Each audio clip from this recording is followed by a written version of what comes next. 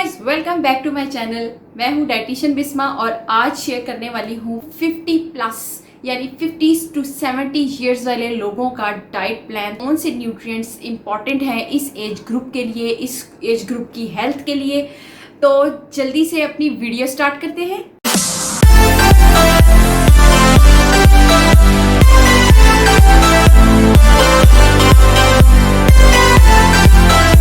सबसे पहले मैं मेन फैक्टर आपके साथ शेयर करूंगी जो कि है स्ट्रेस आपकी बॉडी पे 10 to 20% असर करता है, जिसकी वजह से आपकी बॉडी में डिफरेंट डिसएबिलिटीज पैदा हो जाती हैं, यानी कि हाइपरटेंशन का शिकार हो जाते हैं, डायबिटीज, अर्थराइटिस, फैटी लिवर हो जाता है। इसको हम सिंपल एक टर्म में जब लेते हैं तो हम कहते हैं साइकोलॉजिकल डिस्ट्रेस। तो साइकोलॉजिकल डिस्ट्रेस बहुत सारे डिसऑर्डर्स पैदा कर रहा होता है आपकी बॉडी में। कुछ स्पेसिफिक न्यूट्रिएंट्स की ज़रूरत होती है इस एज ग्रुप में, लेकिन एक सिंपल सी बात है कि eat right at no matters what's your age. इस एज में विटामिन डी एंड कैल्शियम की रिक्वायरमेंट ज़्यादा हो जाती है, क्योंकि जैसे जैसे एज बढ़ती है वैसे वैसे आपकी जो न्यूट्रिएंट्स का स्टोरेज मैकेनिज्म है वो बहुत ज़्यादा वीक हो जाता है। तो वीक होने की वजह से स्टोर नहीं होता है कोई भी न्यूट्रिएंट्स आपकी बॉडी के अंदर। तो आपको अपनी डाइट में vitamin D and calcium rich food को ऐड करना पड़ता है, ताकि वो डेली बेसिस पे आपकी बॉडी में एब्जॉर्ब हो और आपको एक्टिव एंड हेल्दी रख सके। जहां आप कैल्शियम का नाम सुनेंगे वहां विटामिन डी का जिक्र भी ज़रूर सुनेंगे, क्योंकि विटामिन डी जब आपकी बॉडी में होता है तभी कैल्शियम आपकी बॉडी में एब्जॉर्ब होता है, यानी कि एब्जॉर्प्शन पावर कैल्शियम की विटामिन डी के पास होती है। तो जब आप कैल्शियम ले रहे हैं तो उसके साथ आपको विटामिन डी लेना बहुत ज़रूरी है, ताकि जो लिया हुआ कैल्शियम है वो उसको एब्जॉर्ब करने में हेल्प कर सके। कैल्शियम की रिक्वायरमेंट पूरी करने के लिए कुछ फूड्स आपको ऐसे रिच कैल्शियम लेने पड़ते हैं जिससे आपकी रिक्वायरमेंट पूरी हो सके, जिसमें green leafy vegetables, fortified cereals, calcium rich beverages आप ले सकते हैं। विटामिन डी की सोर्सेज में आप ले सकते हैं फोर्टिफाइड जो फूड होते हैं, प्रोडक्ट्स होते हैं, मार्केट से इजीली अवेलेबल होते हैं, वो आप ले सकते हैं। या आप फैटी फिश में, सैल्मन में बहुत ज़्यादा विटामिन डी प्रेजेंट होता है। इसके अलावा बेवरेजेस हैं और कुछ वेजिटेबल्स हैं जिनमें आपको विटामिन डी रिच मिलता है।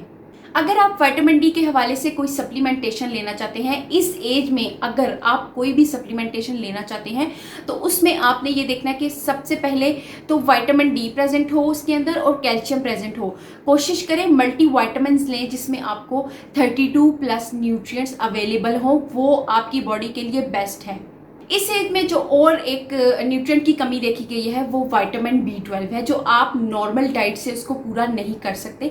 तो आपको अपनी डाइट में vitamin B12 rich food items रखने पड़ते हैं डेली बेसिस पे, जिनमें बहुत सारी वैरायटीज़ हैं। Fortified cereals, lean meat, fish, seafood आप अपनी डाइट में ऐड कर सकते हैं, लेकिन आप जब ये वाली फूड अपनी डाइट में ऐड करेंगे उससे पहले आपने अपना बायोकेमिकल टेस्ट करवाना है, ताकि आपको पता चल सके कि आपकी बॉडी में कौन से न्यूट्रिएंट की कमी है। तो आप तब ये वाली चीज़ें अपनी डाइट में ऐड करेंगे। अदरवाइज़ अगर आपने बगैर किसी टेस्ट के अपने डाइट में ये चीज़ें ऐड की तो आपकी बॉडी में डिस्टर्बेंस भी क्रिएट हो सकती है, बहुत सारे हेल्थ इश्यूज भी आपके अराइज हो सकते हैं। तो सबसे पहले तो आप टेस्ट करवाएं, उसके बाद अपनी डाइट में आप ऐड कर सकते हैं। डाइटरी फाइबर्स को भी आप अपनी डाइट में रेगुलर बेसिस पे इंक्लूड करें, क्योंकि ये बहुत सारी डिसेबिलिटीज के चांसेस को कम कर देता है, जिसमें हाई ब्लड प्रेशर है, डायबिटीज़ है,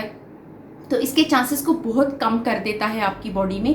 बीन्स, लेंटन्स, पीज, बहुत सारे फ्रूट्स हैं जिसमें एप्पल, पियर, एप्रिकॉट, ग्रीन लीफी वेजिटेबल्स आप इसमें ले सकते हैं। सीरियल्स ले सकते हैं, अगर आप सीरियल्स बहुत ज़्यादा नहीं ले सकते तो मार्केट से फोर्टिफाइड सीरियल्स मिलते हैं, तो वो भी आप इसमें ले सकते हैं। वैसे तो हर एज ग्रुप के लिए डाइटरी फाइबर्स बहुत ज़्यादा इंपॉर्टेंट होते हैं उनकी स्टमक हेल्थ के लिए, लेकिन इस एज ग्रुप पर मैं ज़्यादा फोकस करूँगी कि इस एज ग्रुप को बहुत ज़्यादा डाइटरी फाइबर्स की ज़रूरत होती है, क्योंकि इनका जो एक्टिविटी लेवल होता है वो एज़ कम्पेयर टू यंग जो एज ग्रुप आ जाता है उससे कम होता है। तो जो भी फूड ले रहे हैं इस एज ग्रुप के लोग, तो वो उसको ईजीली डाइजेस्ट करने में, एब्जॉर्ब होने में हेल्प करता है। तो आप अपनी डाइट में डाइटरी फाइबर्स को ज़रूर ऐड करें। जो भी आप खाएंगे वो आपकी बॉडी में अच्छे से एब्जॉर्ब भी होगा और आपकी हेल्थ को ज़्यादा स्टेबल करने में भी हेल्प करेगा।